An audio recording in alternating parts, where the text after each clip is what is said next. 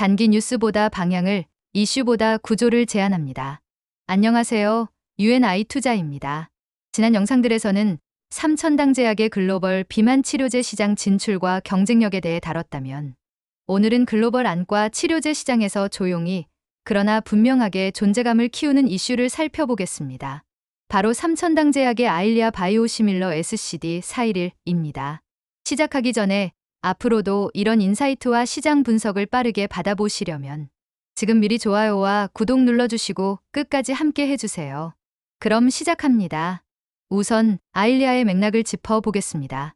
성분은 아플리버셉트로 눈속 비정상 혈관 생성을 억제의 시력을 지키는 주사 치료제입니다. 주로 습성 연령 관련 황반 변성, 당뇨, 황반 부종, 망막정맥 폐쇄 관련 황반 부종, 근시성 맥락막 신생혈관에 쓰이죠. 이 약은 미국의 리제네론이 개발을 주도했고 독일의 바이엘과 공동개발 및 상업화 계약을 통해 전 세계에 판매되고 있습니다. 리제네론은 미국 내 판권을, 바이엘은 미국 외 글로벌 판권을 맡아 두 회사가 시장을 분할해 운영하는 구조죠. 두 기업은 강력한 특허 포트폴리오로 시장 진입 장벽을 높이고 있으며 이 덕분에 글로벌 매출을 사실상 양분하고 있습니다. 이 시장 규모는 매우 큽니다. 2023년 기준 글로벌 매출은 약 70억 달러, 한화 약 9조 5천억 원에 달하며 안과 치료제 중에서도 가장 대표적이고 수익성이 높은 분야로 꼽힙니다. 그리고 바로 이 시장, 리제네론과 바이엘이 장악하고 있는 철옹성 같은 영역의 국내 기업, 삼천당 제약이 도전장을 내밀고 있습니다. 그럼 바이오시밀러는 무엇일까요? 바이오시밀러는 오리지널 생물의약품과 효능, 안전성이 동등하다는 점을 임상으로 입증해 허가받은 생물학적 복제약을 뜻합니다. 핵심은 간단합니다. 치료 효과는 같게, 비용 부담은 낮게. 그래서 특허 만료 구간에서는 시장 재편의 중심에 서게 됩니다. 그럼 이제 오늘의 핵심인 삼천당 제약의 SCD-411 이야기를 해보겠습니다.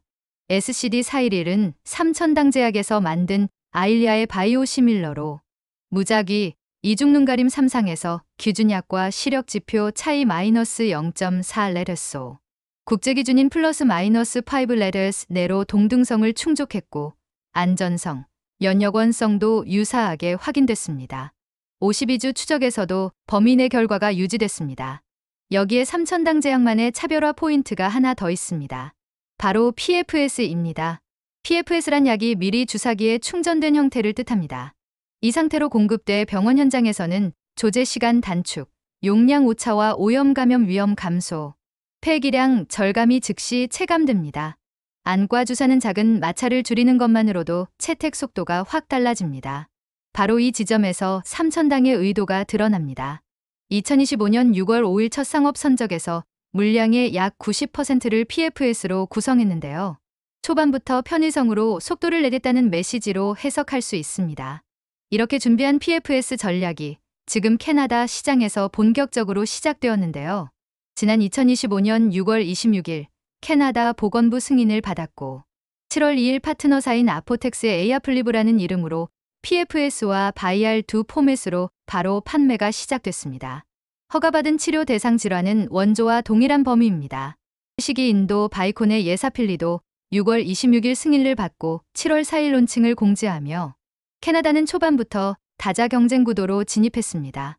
여기서 승부처는 세 가지입니다. 가격, 제형, 공급 안정성. SCD-411은 초도부터 PFS 비중을 크게 가져가 병원, 조달단의 평가에서 가격 외 가점을 노린 전략으로 볼 수 있습니다. 그렇다면 매출은 언제부터 보일까요? 삼천당의 모델은 B2B입니다. 즉, 파트너의 출하, 인도하는 시점에 매출을 인식합니다. 캐나다 판매가 7월부터 시작됐으니 2025년 3분기 실적에서 첫 가시적 숫자를 확인할 가능성이 큽니다. 캐나다의 아일리아 시장을 연간 약 1천억 원으로 보고 바이오시밀러 1년차 점유율 10에서 20%라는 통상 패턴에 PFS 가속 효과를 더해 15% 점유율을 가정하면 연 150억 원 수준이 가능합니다. 초도 런칭 재고를 고려하면 분기 50에서 70억 원 수준의 첫 반영 시나리오도 합리적입니다. 무대는 캐나다에 그치지 않습니다. 유럽에서 삼천당은 상업화 체인을 미리 깔아두었습니다. 영국, 벨기에, 네덜란드, 노르웨이, 포르투갈, 스웨덴, 그리스, 아일랜드, 핀란드 9개국 독점 공급 계약을 확보했고, 그보다 앞서 독일, 이탈리아, 스페인, 오스트리아, 스위스 5개국 유통 계약 보도도 있었습니다. 합치면 총 14개국 커버리지입니다. 유럽 측 설명에서는 EMA PFS 선도 신청이 계약의 근거로 언급되기도 했죠. 한마디로 승인 즉시 판매, 전환이 가능하도록 준비해 둔 구조입니다. 유럽은 시장은 단순히 가격 경쟁만으로는 승부가 나지 않습니다. ERP 제도가 있어서 어느 나라에 먼저 진입하느냐가 다른 나라의 가격 협상에까지 영향을 미치거든요. 또 대부분의 국가는 1년에 한 번 정도 병원 조달, 입찰을 진행하는데 최근에는 PFS와 바이알 두 가지 포맷을 동시에 받아들이는 경우가 늘고 있습니다. 대표적으로 NHS, 스코틀랜드의 아플리버셉트 바이오시밀러 입찰이 그 예죠.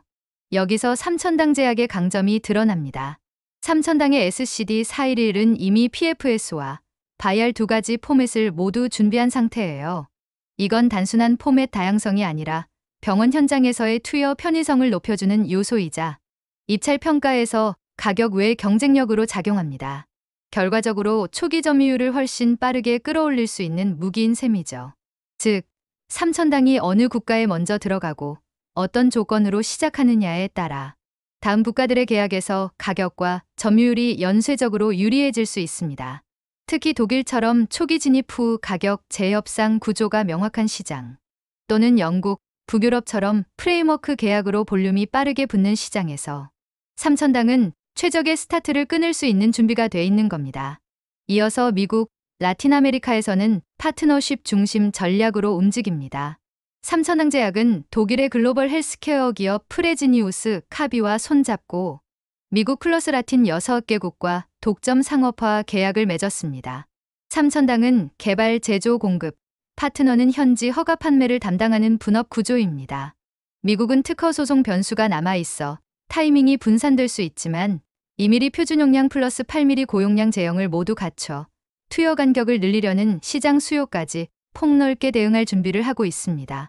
여기에 IP, 규제 이슈도 함께 살펴봐야 합니다. 국가마다 물질, 제형, 농도, 용기, 투여 주기 특허 만료 시점이 달라 출시 순서와 폼의 최적화가 수익성에 직결됩니다. 국내 상황을 보면 2025년 7월 서울중앙지방법원에서 진행된 리제네론, 바이엘과 3,000당 제약 간의 특허 소송에서 원고 측은 3,000당이 파트너사와 맺은 계약서 제출을 요구했습니다. 계약서에 제품의 형태, 용량, 제형 등 특허 침해 여부를 가늠할 수 있는 정보가 있을 것이라고 본 것이죠. 하지만 법원은 계약서만으로는 특허 침해 여부를 판단할 수 없다며 이 요구를 기각했습니다. 현재 변론은 계속 진행 중이며 다음 심리는 9월에 예정돼 있습니다. 이런 사례는 3,000당이 해외 시장에 진출할 때 국가별로 상이한 특허 만료 시점과 규제 환경을 고려해 출시 순서와 제품 포맷을 최적화하는 전략이 왜 중요한지를 잘 보여줍니다. 실제로 이런 국가별 달력과 리스크를 분산하는 접근이 상업화의 안정성을 높이고 글로벌 시장에서 장기적으로 경쟁력을 유지하는 핵심 포인트가 됩니다. 여기에 3,000당이 업계 전반에서 장기간 이어져 온 PFS 용기, 컨테이너 문제를 해결해 온 경험이 더해지면서 향후 상업화 실행력은 더욱 탄탄해질 것으로 예상됩니다. 이제 오늘 내용을 한 문장으로 묻겠습니다. 동등성 데이터를 갖춘 SCD-411의 PFS 전략과 선유통망으로 첫 매출이 보이는 구간에서 볼륨이 커지는 구간으로 넘어갈 준비를 마쳤다는 점 오늘 함께 살펴봤습니다. 캐나다에서 문이 열렸고 유럽은 ERP 입찰 구조에 맞춘 로드맵이 이미 깔려 있습니다. 미국, 라틴 아메리카는 파트너십을 통해 시장 상황에 맞춘 탄력적 접근이 진행되고 있죠. 앞으로 우리가 주목해야 할 포인트는 두 가지입니다. 첫째, 분기 실적의 출하량이 얼마나 빠르게 반영되는지. 둘째, 유럽 1차 진입 국가에서의 입찰 결과와 약가 신호입니다. 이 흐름 속에서 3,000당 제약이 어떤 속도로 글로벌 점유율을 확보할지 그 여정을 계속 추적하겠습니다. 다음 영상에서도 투자의 방향을 제시할 수 있는 유익한 정보로 찾아뵙겠습니다. 이 영상이 도움이 되셨다면 좋아요와 구독 부탁드립니다. 오늘도 시청해주셔서 감사합니다. UNI 투자였습니다.